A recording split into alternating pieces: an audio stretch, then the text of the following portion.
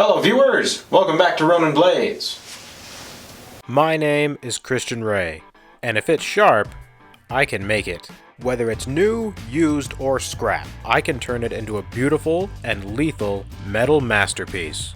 This is Ronin Blades.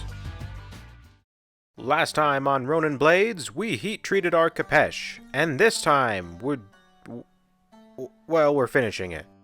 Now, the last time we ground our Khopesh, it was a little bit tricky, mostly because of our hook here. Now, the hook is designed to catch enemy shields and limbs, but it's working a little too well. As I'm grinding, I go down and up, and it catches the table. That creates a spot where the grinder stays put for a minute, and that creates a gouge in the steel, which is unsightly. But I think I found a workaround. I begin by grinding the unhooked side of the Khopesh on the grinder normally, and when it comes time to grind the hook side, I switch to the back side of the grinder. Ow! Ooh. Oh, that was a bad idea. Okay. Forget I did that. Cut away from this. To the next. Cut away.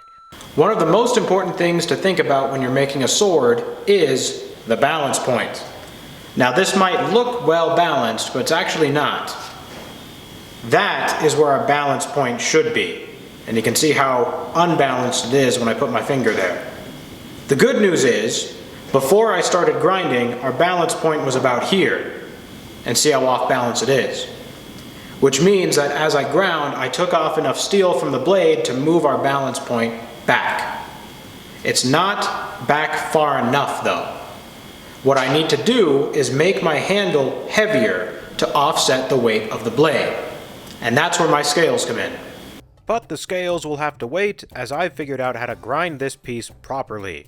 I grind it all the way up to a 400 grit, and soon I'm able to use my Scotch-Brite belt to polish it up nice. It's then off to the buffing wheels to make everything nice and polished and ready for our next step. Normally, I have a handle on our piece by now, but before I put a handle on our Khopesh, I'm giving it an acid etch. And not just any acid etch, a patterned acid etch.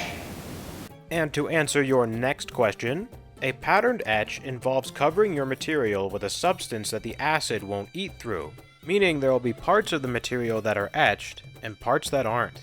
I use wax to paint a symbol, and then I apply dry wax to the edge and use the torch to melt it upward, creating a natural looking wave across the steel.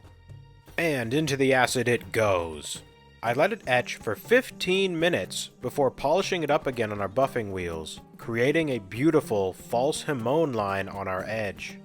I then construct our handle using heavy, dense makakauba wood scales, and then its two final passes on the grinder to shape our handle and polish it up. After finishing oils, our project is completed.